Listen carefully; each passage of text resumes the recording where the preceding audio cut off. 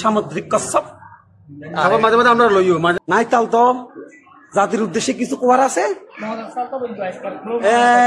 সোহেল ভাই, মমতাজ তাল তো জাতির উদ্দেশ্যে কিছু বলেন। বলেন, আপনি তো পুরানা আদিম যুগের কাসিম দেখতেছেন। নয়ন আর দেখা যান। এটা কি? এটা কি ফিশ? এটা আনকমন মাছ, এটার নাম জানি না। ওই এখন সি হর্স। আমরা এখন আপনাদেরকে দেখাবো সি হর্স। সি হর্স এগুলো পাখি দেখে না জানো দেখি। Wow wow, so elegant, so beautiful. এটা কষ্ট এর মতো এই